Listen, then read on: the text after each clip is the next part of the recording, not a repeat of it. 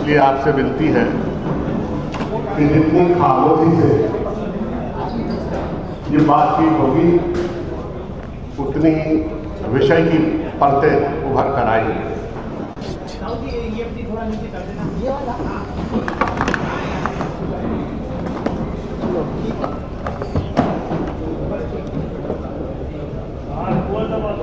हमारे बीच में कांग्रेस की फ्रंट लीडरशिप के दोनों नेता उपस्थित थे, माननीय जीतू पटवारी जी और माननीय उमंग सिंगार जी। अखिल भारतीय कांग्रेस कमेटी के हमारे राष्ट्रीय प्रवक्ता अभय दुबे भी आज विशेष रूप से उपस्थित थे और माननीय अशोक सिंह राज्यसभा के सदस्य बहुत जल्दी आपके बीच में आने वाले हैं।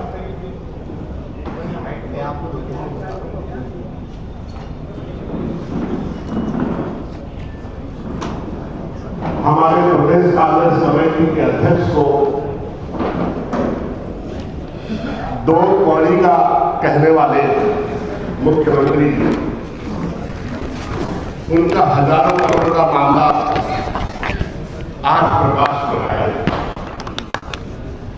अब जिसके पास इतनी विपुल धन संपदा है उसको तो किसान का बेटा दो कौड़ी का लगेगा है। सत्ता और शासन का भीषणतम दुरुपयोग और ऐसी निर्लजता, कोई डर नहीं, कोई लोकराज नहीं, विरोधियों को अपमानित करो, उन पर झूठे मुकदमे चलाओ, उन पर दबाव बनाओ ताकि कोई सच्चाई का सुर ऊपर उभर कर ना आए। ज्यादा समय नहीं लूंगा। प्रदेश कांग्रेस कमेटी के अध्यक्ष माननीय जीतू पटवारी जी से निवेदन है कि आज की पत्रकार वार्ता शुरू करें। उसके बाद हमारे प्रतिपक्ष के नेता माननीय उमंग सिंगार जी और भी विस्तार से इस विषय पर प्रकाश डालेंगे। आप जितना शांति से सुनेंगे उतना ही पूरा विषय उसकी संप्रेषणशीलता बढ़ जाएगी। माननीय जीतू पटवारी जी। आदरणीय उपस्थित सभी यहाँ पत्रकार बंधु, आपके माध्यम से पूरे मध्य प्रदेश की 8 करोड़ जनता के सामने हम अपनी बात रख रहे हैं। आदरणीय सीएलपी के नेता उमंग सिंगार जी, आदरणीय मुकेश नायक जी, आदरणीय अभय दुबे जी, मध्य प्रदेश वासियों, जब हम आज आपसे बात कर रहे हैं तो मन बहुत भारी है, बहुत दुखी है और मध्य प्रदेश दिन पे दिन भारतीय जनता पार्टी की कारगुजारियों के कारण कलंकित होता जा रहा है। बार बार हिस्ट्री में कभी ऐसा नहीं हुआ कि राज्यसभा का निर्वाचन का फॉर्म पंच जैसा रिजेक्ट कर दिया। सारे नियम, कायदे, कानून, निर्वाचन नामावली सबको दरकिनार करते हुए इतना बड़ा पाप किया, ये इतिहास में दर्ज हो गया। उसका कलंक भी मध्य प्रदेश में लगा। कुछ दिन पहले जब मैं बोलता था अली बाबा 40 चोर, तो 40 चोरों का जखीरा स्टिंग हुआ ट्रांसफर उद्योग के नाम पर। आप सब ने देखा, आप सब ने उसको पब्लिक तक लेके भी गए, प्रदेश ने भी देखा। आज अली बाबा का नंबर आया है। मैं बहुत दुख के साथ ये भारी मन से आज आप लोगों से चर्चा कर रहा हूँ कि देश में जब कांग्रेस की 2014 में सरकार थी तो नरेंद्र मोदी जी ने 2G, 4G, कोल और अलग अलग तरह के इतने आरोप लगवाए। बीजेपी, अन्ना हजारे, अलग अलग तरह की और एजेंसियां, मीडिया जगत, पिछले 12 साल में एक भी सिद्ध नहीं हुआ और सबसे कांग्रेस बरी हो गई। मोदी ने कहा न खाऊंगा न खाने दूंगा, नारा दिया 15-15 लाख काला धन स्विस बैंक में कांग्रेस के नेताओं का, उससे देश का जितना इनकम टैक्स है वो आधा हो जाएगा, इस तरह के सब्जबाग दिखाए। और देश ने भरोसा किया है कि जिसके पीछे न जिसके बच्चे हैं न जिसका परिवार है, न खाऊंगा न खाने दूंगा के प्रधानमंत्री पर भरोसा किया। आदरणीय साथियों, सिर्फ 5 मिनट की ये फिल्म पहले देखेंगे आप, फिर मैं विस्तार से अपने कांग्रेस पार्टी के प्रदेश की जनता के देश के सवाल आपके सामने रखूंगा। आज ये प्रेस कॉन्फ्रेंस नहीं है, ये प्रेस की कॉन्फ्रेंस नहीं है, प्रश्नों की कॉन्फ्रेंस है। प्रश्न है हमारे प्रदेश के मुख्यमंत्री को आज ही इनके जवाब प्रदेश के सामने देना चाहिए। मैं अनुरोध कर रहा हूं कि कृपया करके फिल्म। मध्य प्रदेश में मोहन यादव मुख्यमंत्री पद की शपथ लेते हैं। मैं डॉक्टर मोहन यादव ईश्वर की शपथ लेता हूं कि मैं विधि द्वारा स्थापित भारत के संविधान के प्रति सच्ची श्रद्धा और निष्ठा रखूंगा। शपथ के बाद से मोहन यादव, उनका परिवार और उनकी रियल एस्टेट कंपनियां उज्जैन और आसपास के इलाकों में कम से कम 137 प्लॉट खरीद चुकी हैं, जो 168 एकड़ में फैला है। इंडियन एक्सप्रेस की पड़ताल में पता चलता है कि ये प्लॉट उन इलाकों में हैं जिन्हें शहरीकरण का सबसे ज्यादा फायदा मिला है। इंडियन एक्सप्रेस की इन्वेस्टिगेशन के इस खास वीडियो में हम कुछ बिंदुओं पर विस्तृत ढंग से फोकस करने वाले हैं। पहला सवाल, कितनी जमीनें खरीदी गईं, बेची गईं और डेवलप की गईं? दूसरा, जमीनों के ये सौदे सवालों के घेरे में क्यों हैं? तीसरा, जब हम मोहन यादव, उनके परिवार और कंपनियों की बात करते हैं तो हम किन व्यक्तियों और कितनी कंपनियों का जिक्र कर रहे हैं? और चौथा, इस पर खुद मुख्यमंत्री मोहन यादव और उनके परिवार का पक्ष क्या है? हमारे रिपोर्टर जय मजूमदार ने इस पूरे मामले की विस्तृत पड़ताल की है। थोड़ा सा डर का माहौल था और लोग खुले में बात करने में और मिलने में भी तैयार नहीं थे। तो इसमें 1-2 बार हुआ है कि हम एक जगह पहुंच गए हैं जहां पे हमें एक बंद कमरा मिला और उस कमरे में दाखिल होने के बाद वो कमरा फिर बाहर से बंद कर दिया गया। मास्टर प्लान में ट्रांसपोर्ट इंफ्रास्ट्रक्चर को विशेष महत्व दिया गया है। इसके तहत नए बाईपास, स्थानीय कनेक्टिविटी में सुधार, रेल और बस सेवाओं को जोड़ने वाला मल्टी मॉडल ट्रांसपोर्ट हब और ट्रांजिट ओरिएंटेड डेवलपमेंट कॉरिडोर विकसित करने का भी प्रस्ताव है।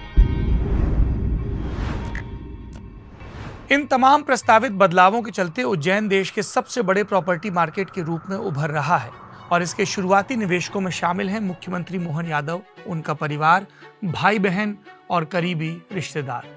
शुरुआत में हमने आपको बताया कि यादव और उनका परिवार 168 एकड़ में फैले 137 प्लॉट खरीद चुका है। चूंकि रिकॉर्ड अभी अपडेट नहीं हुए हैं, इनमें साल 2026 की खरीद बिक्रियां शामिल नहीं हैं, इसलिए ठीक कहा नहीं जा सकता कि हाल फिलहाल में परिवार ने कोई और प्रॉपर्टी खरीदी या बेची है या नहीं। पर यह जरूर पता चलता है कि 168 एकड़ के अलावा परिवार ने 2021 से 2023 के बीच 85 एकड़ जमीन खरीदी। 2021 के पहले ली हुई 82 एकड़ जमीन और जोड़ दें तो परिवार कुल 335 एकड़ जमीन का मालिक है। खतौनी के रिकॉर्ड से यह पता चलता है कि इन प्लॉट्स को मोहन यादव की पत्नी सीमा, बहू यानी बेटे वैभव की पत्नी शालिनी यादव, भाइयों नंदलाल और नारायण यादव, नारायण की पत्नी रेखा, उनके बेटे अभय यादव और चचेरे भाइयों गोविंद और नीलेश यादव ने खरीदा है। ऐसा उन्होंने या तो अपने नाम पर या अपनी उन 4 रियल एस्टेट कंपनियों के जरिए किया है जिन्हें परिवार के सदस्य चला रहे हैं। इन खरीदों से 2 ऐसे महत्वपूर्ण मुद्दे सामने आते हैं जो औचित्य और हितों के टकराव यानी कन्फ्लिक्ट ऑफ इंटरेस्ट को लेकर सवाल खड़े करते हैं। पहला सवाल, इनमें से ज्यादातर जमीनें या तो उज्जैन और उसके आसपास बनने वाली नई सड़क परियोजनाओं के करीब हैं या फिर उन इलाकों में हैं जिन्हें मास्टर प्लान 2035 में कृषि भूमि से आवासीय या कमर्शियल में बदलने के लिए चिन्हित किया गया है। वैसे तो उज्जैन मास्टर प्लान 2035 मई 2023 में ही रिलीज कर दिया गया था, यानी मोहन यादव के मुख्यमंत्री बनने के कई महीने पहले। लेकिन यादव इस धार्मिक शहर के पर्यटन और कायाकल्प के प्लान में मुख्यमंत्री बनने से भी पहले बल्कि दशकों से शामिल थे। वो साल 2004 से 2010 के बीच उज्जैन डेवलपमेंट अथॉरिटी यानी कि MPTDC के अध्यक्ष थे। 2011 से 13 के बीच Madhya Pradesh tourism development corporation के प्रमुख थे और साल 2013 से ही उज्जैन दक्षिण की सीट से माननीय विधायक भी हैं। उनके मुख्यमंत्री बनने के बाद की बात करें तो अगले महीने ही यानी जनवरी 2024 से राज्य सरकार ने इन इलाकों में नई सड़कों और हाईवे को बनाने का ऐलान शुरू कर दिया। स्थानीय प्रॉपर्टी डीलरों का कहना है कि भूमि उपयोग में किए गए बदलावों यानी किसानों वाली जमीन को आवासीय और कमर्शियल डेवलपमेंट के लिए खोल देने से ये जमीनें शुरुआती निवेश के लिए बहुत मुफीद हो गई हैं। दूसरा बिंदु, यादव परिवार के नाम यूं तो पहले से ही बहुत जमीनें थी, लेकिन दिसंबर 2023 यानी उनके मुख्यमंत्री बनने के बाद इसमें भारी बढ़त दिखती है। मसलन मोहन यादव के परिवार के नाम उज्जैन और आसपास के इलाकों में पहले से कम 108 जमीनें थी जो 179 एकड़ में फैली थी। एक्सप्रेस की पड़ताल से पता चलता है इनमें से लगभग 85 एकड़ की जमीन 2021 से 23 के बीच खरीदी गई, जब यादव सूबे के शिक्षा मंत्री थे। उनके मुख्यमंत्री बनने के बाद भी उनके परिवार ने भारी संख्या में जमीनों के टुकड़े खरीदने शुरू कर दिए। वीडियो के अगले भाग में हम आपको विस्तार से बताएंगे कि यादव परिवार के सदस्यों के नाम कितनी जमीनें हैं, पर फिलहाल लौटते हैं इस बात पर कि ये भूमि खरीद सवालों के घेरे में क्यों है। मुख्यमंत्री बनने के बाद से यादव के परिवार ने जो नई 168 एकड़ की जमीनें खरीदी, इनमें से 111 एकड़ ठीक उन सड़कों से लगी हैं जिन्हें बनाने की घोषणा मुख्यमंत्री यादव ने की। मसलन उज्जैन बड़नगर और उज्जैन इंदौर राजमार्ग के पास बसे गंगेड़ी में परिवार ने अप्रैल 2024 के बाद से 51 एकड़ तक के 38 प्लॉट खरीदे। ऐसा उन्होंने एकाधिक डील्स के जरिए किया। अक्टूबर 2024 में कराड़िया नवाखेड़ा इलाके में हाईवे के पास 9 एकड़ जमीन खरीदी गई। नागझिरी और उंडासा के बीच बन रहे पंचकोशी परिक्रमा मार्ग के पास करौंदिया में 8 एकड़ जमीन खरीदी गई और ये सारी खरीद जुलाई 2025 में हुई। उज्जैन मक्सी रोड, जिसे फिलहाल 4 लेन बनाने पर काम चल रहा है, इसके दक्षिण में जयवंतपुरा में 6 एकड़ के 12 प्लॉट खरीदे गए 2024-25 में। इसके अलावा इंदौर और उज्जैन के राजमार्गों के बीच यानी 2 राजमार्गों के बीच चंदेसरा में बीते फरवरी को 9 एकड़ जमीन खरीदी गई। उज्जैन नागदा हाईवे के दोनों तरफ कम से कम 29 एकड़ के 16 प्लॉट खरीदे गए। ये बीती मई में उन्हेल में खरीदे गए। अब उज्जैन की सीमा के भीतर दाखिल होते हैं। यादव परिवार हर उस जोन में जमीनों का मालिक है जहां चेंज ऑफ लैंड यूज यानी कि CLU यानी भूमि को किस तरह से इस्तेमाल किया जा सकता है। आदरणीय साथियों, आप सबके पास ये रिपोर्ट्स है।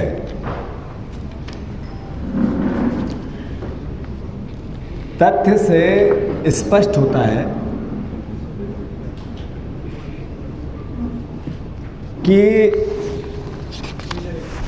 राम मंदिर के चंदा चोरी में भी भारतीय जनता पार्टी और महाकाल की जमीन लूट में भी भारतीय जनता पार्टी। मोदी जी ने दोनों में छूट दे रखी है। आदरणीय साथियों, रिपोर्ट्स क्या कहती हैं, सरकारी दस्तावेज क्या कहते हैं, जमीन का लैंड रिकॉर्ड क्या कहता है। मोहन यादव 2021 में मंत्री बने, 13 दिसंबर 2023 को मुख्यमंत्री बने। 21 से 23 के बीच परिवार के निकट रिश्तेदारों के पास लगभग 194 प्लाट में स्थान पर 253 एकड़ जमीन आई, 253 एकड़ जमीन आई। यानी 21 से 25 के बीच में 253 एकड़ जमीन खरीदी गई जब वो मंत्री बने और मुख्यमंत्री बने, आज तक 2.5 साल में। दूसरा लैंड रिकॉर्ड क्या कहता है, 21 से 23 में 57 प्लाट में 85 एकड़ जमीन खरीदी। 24 से 25 एक साल में 137 प्लाट में 168 एकड़ जमीन खरीदी गई। इतनी तेजी से इनकम कैसे सोर्स डेवलप, क्या सोर्स का इनकम के सोर्स का डेवलपमेंट कैसे हो गया। कुल भूमि स्वामित्व की रिपोर्ट अनुसार परिवार और रिश्तेदारों के पास 245 प्लाट में 335 एकड़ जमीन है।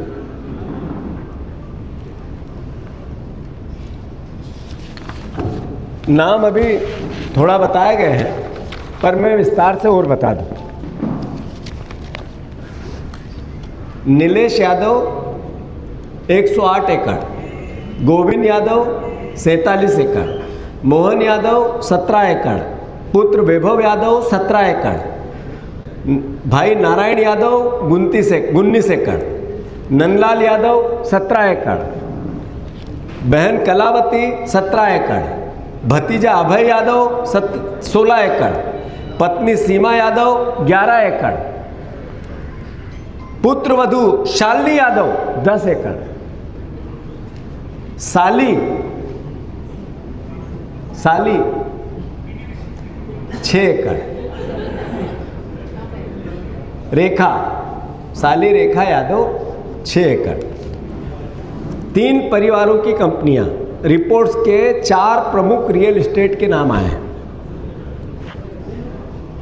बहुमत हिस्सेदारी सीमा यादव, मोहन यादव, सबसे अधिक हिस्सेदारी सीमा यादव, मोहन यादव, लगभग 28 एकड़ जमीन। मोहन यादव की पत्नी सीमा और पुत्र वैभव से जुड़ी हुई लगभग 25 एकड़ भूमि। मोहन यादव की बहन कलावती, भाभी सुनीता से जुड़ी हुई 47 एकड़ जमीन।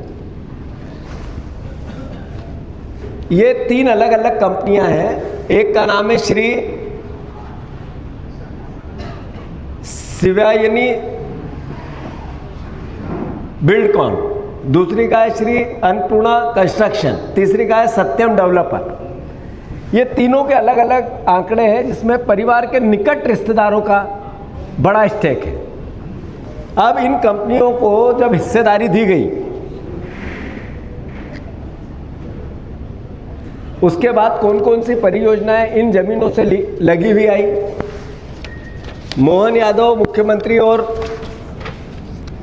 मंत्री रहने के दौरान सड़क और हाईवे उज्जैन बदनावर रोड एक बना, चौड़ीकरण हुआ, नई कनेक्टिविटी बनी, उज्जैन इंदौर रोड विस्तार हुआ, उज्जैन झालावाड़ 4 लेन इसी जमीन के आसपास आया, उज्जैन नागदा रोड इसी जमीन के आसपास आया, उज्जैन देवास रोड इन्हीं जमीनों के आसपास आया, उज्जैन मक्सी रोड इन्हीं जमीनों के पास आया, उज्जैन आगर रोड इसी जमीनों के पास आया, गरोट ग्रीनफील्ड कॉरिडोर इसी जमीनों के आसपास आया। इन परियोजनाओं में भूमि खरीदने का उल्लेख दिया गया है। जिन परियोजनाओं का भूमि खरीदना, ये ब्यौरा है, डिटेलिंग, जो रिपोर्ट्स में भी आया और मैंने मौखिक भी आपको बताया। सवाल क्या है? सवाल है, जैसा मैंने कहा था कि क्या वल्लभ भवन की 5वीं मंजिल का नाम मुख्यमंत्री ऑफिस से हटा के Mohan Yadav and family real estate private limited कर देना चाहिए? क्या कहती है रिपोर्ट्स? दूसरा, मैंने जैसा कहा, ये प्रेस कॉन्फ्रेंस नहीं है, ये प्रेस कॉन्फ्रेंस है।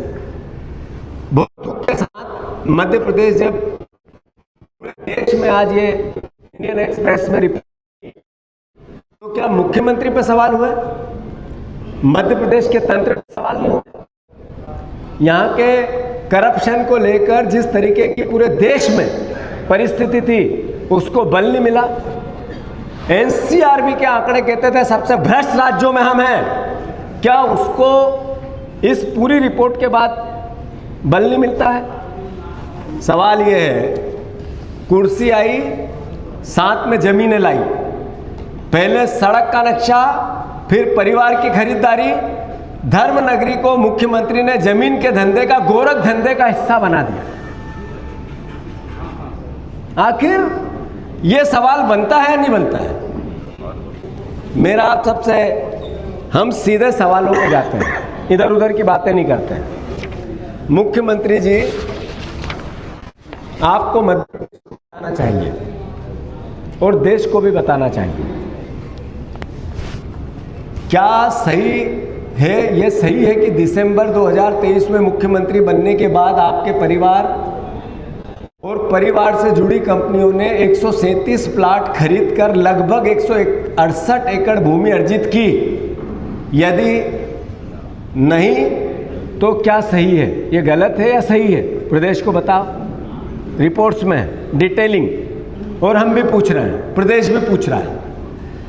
दूसरा, रिपोर्ट्स के अनुसार लगभग 111 एकड़ जमीन ऐसी जगहों पर खरीदी गई जो सड़कों, हाईवे की अधोसंरचना परियोजना से प्रभावित क्षेत्र है। क्या केवल सहयोग है या प्रयोग है? जमीन खरीदो और योजना लेके आओ।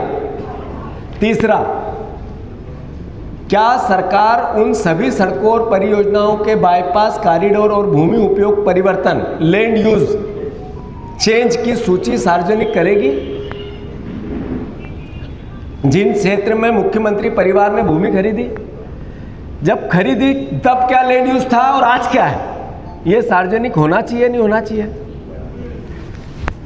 क्या मुख्यमंत्री यह घोषणा करेंगे कि इन सभी भूमि सौदों में स्वतंत्र सुप्रीम कोर्ट के सिटिंग जज से न्यायिक जांच हो, निष्पक्षता पर काम होगा? मैं आग्रह कर रहा हूं पूरे प्रेस से और पूरे मध्य प्रदेश से कि रिपोर्ट के अनुसार मुख्यमंत्री के परिवार के पास 179 एकड़ भूमि मुख्यमंत्री बनने के बाद 2 वर्षों में 168 एकड़ नई भूमि जुड़ गई। मुख्यमंत्री बनने के बाद भूमि खरीदी की गतिविधि अचानक क्यों बढ़ी? कारण क्या है इसका?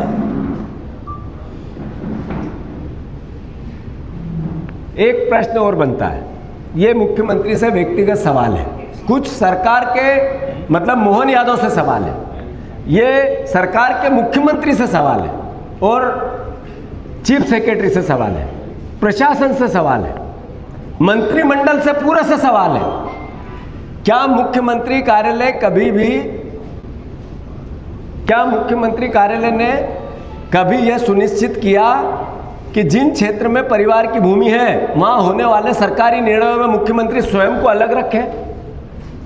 मुख्यमंत्री की जमीनें हैं, उसको लाभ मिलेगा इस परियोजना से, ऐसे निर्णय में मुख्यमंत्री ने अपने आप को अलग किया क्या? दूसरा, क्या किसी कैबिनेट बैठक, विभागीय बैठक, मास्टर प्लान की प्रक्रिया में मुख्यमंत्री ने अपने परिवार की निजी लाभ पर मंत्रिमंडल में चर्चा की कि ये जमीन का इस योजना से मेरे परिवार को इस तरह का लाभ होगा? क्या मंत्रिमंडल में यह बात आई थी? यदि किसी मंत्री के परिवार का द्वारा सरकारी परियोजनाओं का लाभ मिलने वाले क्षेत्र पर बड़े पैमाने पर निवेश किया जाए, मंत्रिमंडल का हिस्सा एक मंत्री, अगर उसके परिवार को किसी परियोजना का बड़ा लाभ मिलेगा परियोजना से, तो क्या सरकार खुफिया तंत्र इस पर नजर रखता है? या फिर मध्य प्रदेश के गृह मंत्री खुफिया तंत्र को आंखों पे पट्टी बांध दी गई है, वो बोलता है कुछ, सुनता है, देखता है या चुप रहता है? सवाल है। सवाल एक और है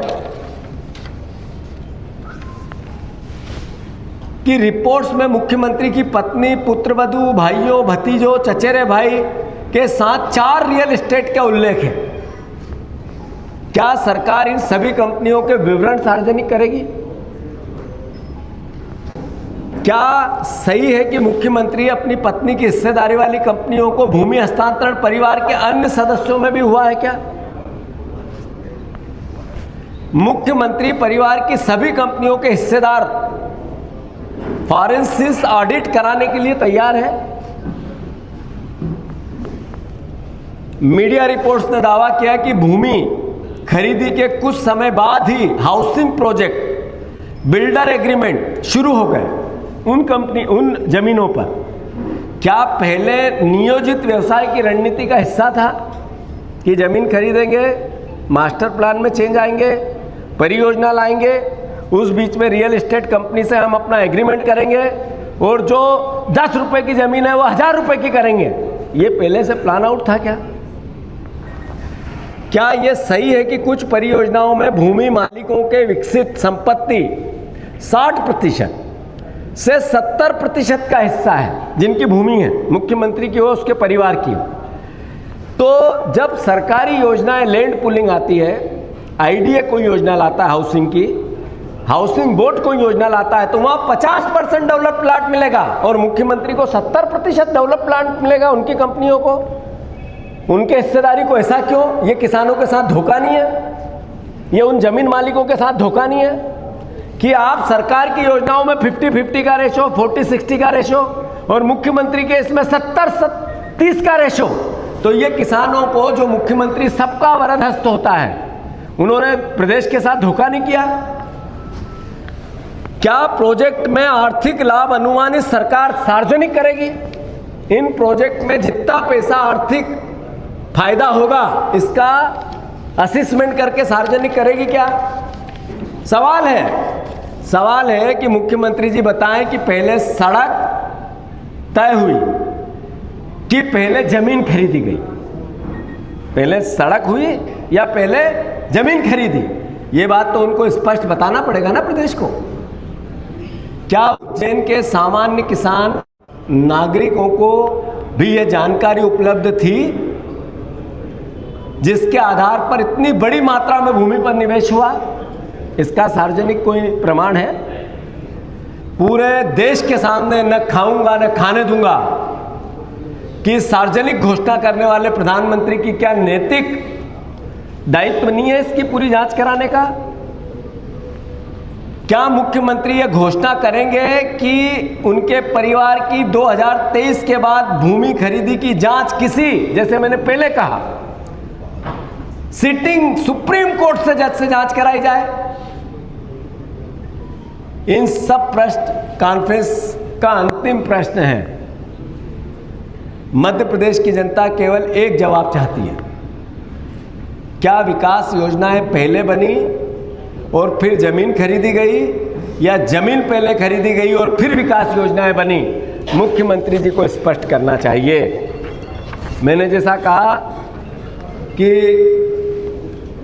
अली बाबा 40 चोरों का जखीरा अभी कुछ दिन पहले कुछ आया, थोड़ा सा हिस्सा आया है, बड़ा हिस्सा बचा है, वो भी आने वाला है और अली बाबा का हिसाब आ जाया है।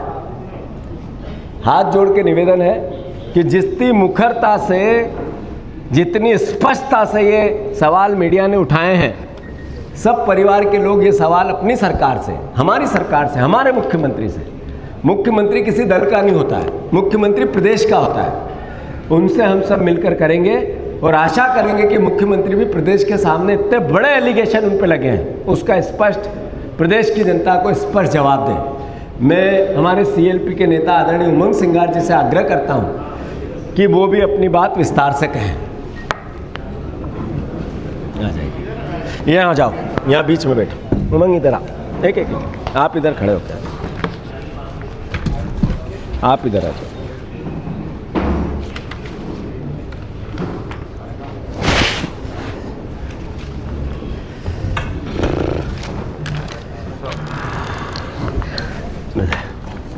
चलने में सब साल वो मतलब उसकी ज़रूरत ही नहीं, इससे चली आएगी हमारी, कोई छूट तो नहीं है।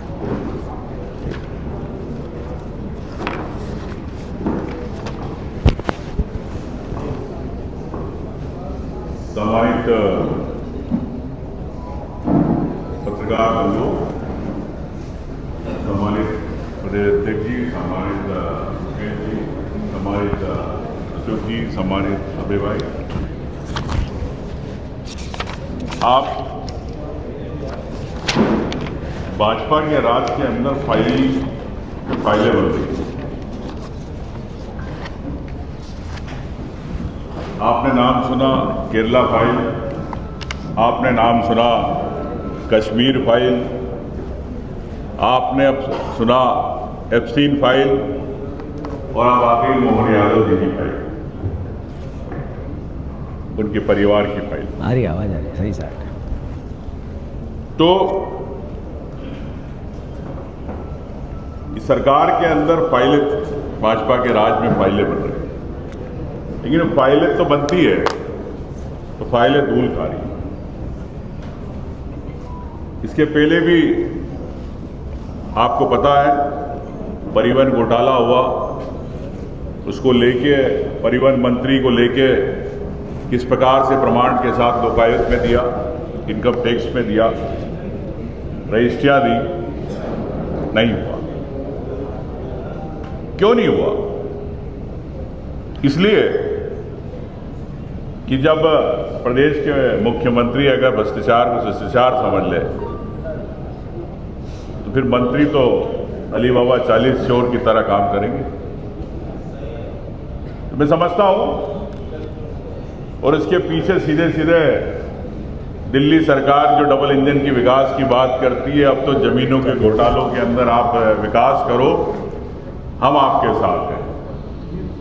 ये डबल इंजन की सरकार है, एक नया मॉडल है, ये विकास का नया मॉडल है। मंत्रियों को कैसे मजबूत करो, मुख्यमंत्रियों को कैसे आर्थिक मजबूत करो, परिवार को कैसे मजबूत करो, एक नया मॉडल डबल इंजन की आ गया है पूरे देश के अंदर।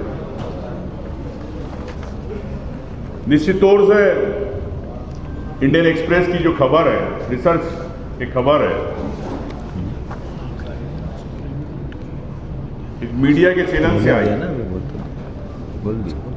लेकिन कई भाजपा के नेताओं के पास ये थी, उनकी हिम्मत नहीं हो पा रही थी कि हम इसको उठा पाए। अब आपका सवाल आएगा कि आपके पास भी वो आया संपर्क करने, मेरे पास भी आया। अब आपको बता दूं, फाइल नंबर 1 है, सीरीज 1 है ये, जो इंडियन एक्सप्रेस की है। अभी फाइल 2 सीरीज 2 बाकी है, ये मैं आपको स्पष्ट करना चाहता हूं। निश्चित तौर से उज्जैन के अंदर एक नया साम्राज्य चल रहा है, एक ऐसे मुख्यमंत्री जी का जो किसी घर को अगर घर बनाने के लिए अगर गिट्टी भी चाहिए तो गिट्टी उनकी खदान से आती है, उनके परिवार के यहाँ आती है। गिट्टी का रेट वो तय करते हैं, वहां पे ठेकेदार काम नहीं करना चाहते। रेत महंगी, गिट्टी महंगी, सरिया महंगा, पूरी मोनोपोली। उज्जैन की आम जनता से पूछिए कि घर बनाने में उन्हें कितनी परेशानी आ रही। आयुष्मान का घोटाला अलग है, वो भी आपको बताएंगे बाद में। इंदौर उज्जैन रोड वो जब 4 लेन की बात हुई तो कितने जमीनें खरीदी, कौन सी कंपनी थी जिसने पहले जमीन तय करी, फाइनल करी, 25,000 करोड़ में जमीनें खरीदी गई, और आज वही जमीनें 1 से 2 लाख करोड़ की जमीनें हुई। कौन कंपनी थी? सरकार बताए, मुख्यमंत्री जी बताए। क्या उस कंपनी के डायरेक्टर या जमीन मालिक के जन्मदिन में आप जाते हो, केक काट रहे हो, तो आपकी क्या उनसे मित्रता है, ये भी बताए। माननीय पत्रकार बंधु,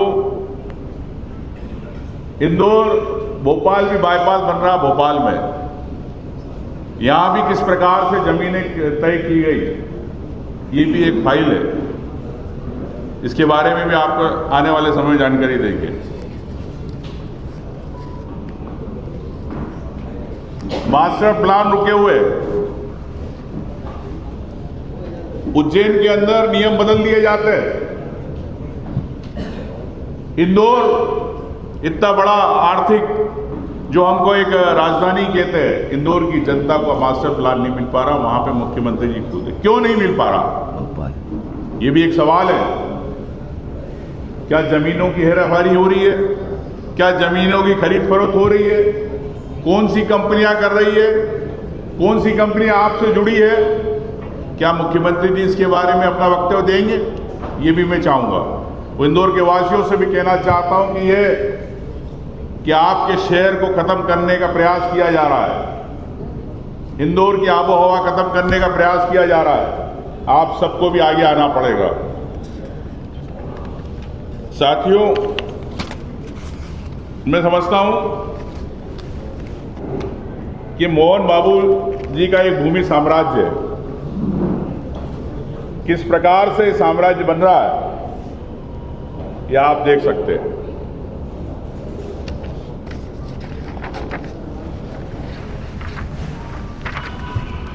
किसकी कितनी ज़मीन है अध्यक्ष जी ने बता दिया है, लेकिन फिर भी मैं आपको व्हाट्सएप पर जानकारी आपको दे दूंगा। निश्चित तौर से जो 2023 में नोटिफिकेशन हुआ उज्जैन को लेके, कई उसमें गड़बड़ियां हुई। आपको पता है कि जब ये आप यूडीए के डायरेक्टर थे, वहां पे चेयरमैन थे, जब शिवराज जी और उनका कितना विवाद हुआ जमीनों को लेके, और ये जो कंपनियां जिनकी बात की जा रही है, Siddhi Vinayak, Mangal Murti Infratech, Shri Siddhi Vinayak, Devkant, Shri Annapurna Enterprises, Shreyan Developers, Shri Shambhu Mahakal Construction, इन कंपनियों की किस प्रकार से सीरीज बनाई गई, ये भी एक अलग दास्तान है। जमीन किसकी, सौदा किसका, रजिस्ट्री कितने की, और 6 महीने के बाद फिर रजिस्ट्री बदल दी जाती है। तो सीधे सीधे जमीनों में घोटाला, करप्शन, वो पूरी लिंक बनती है। इस बात को इनके परिवार के एक नीलेश यादव जी,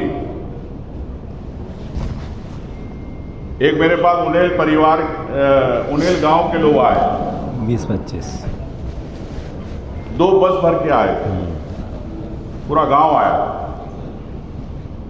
वो नवंबर 2025 में आया। मैंने इसको ट्वीट भी किया था, जो आपके साथ शेयर कर दूंगा मैं। एक ऐसा व्यक्ति जिससे जो मर गया है, जमीन मालिक,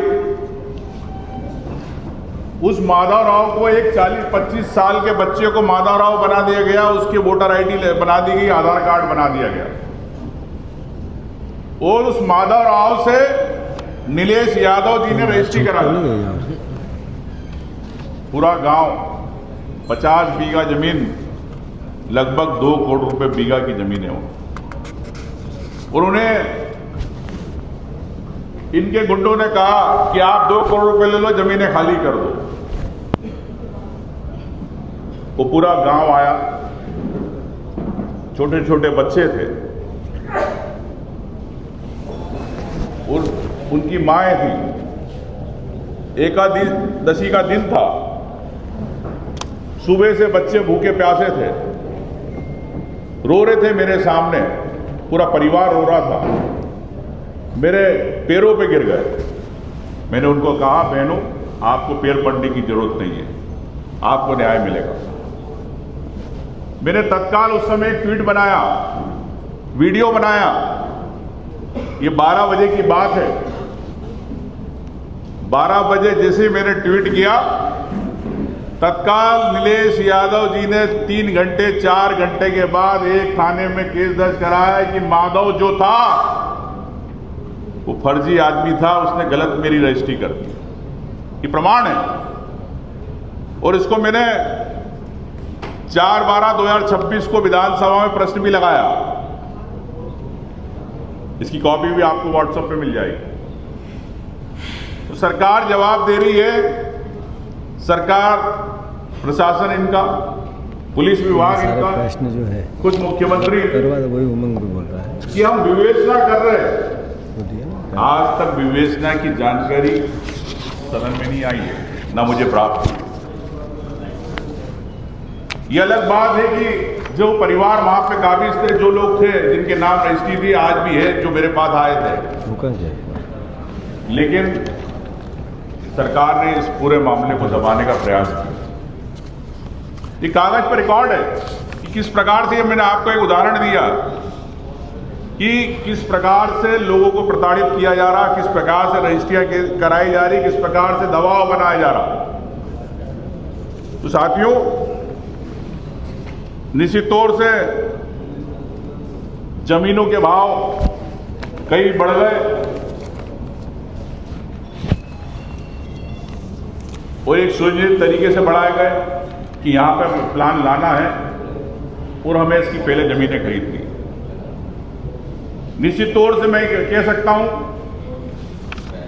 कि मुख्यमंत्री जी कहेंगे कि सब जो भी हुआ नियम के हिसाब से, कानून के हिसाब से हुआ, हम तो इनकम टैक्स भरते हैं, हमारा परिवार इनकम टैक्स भरता है।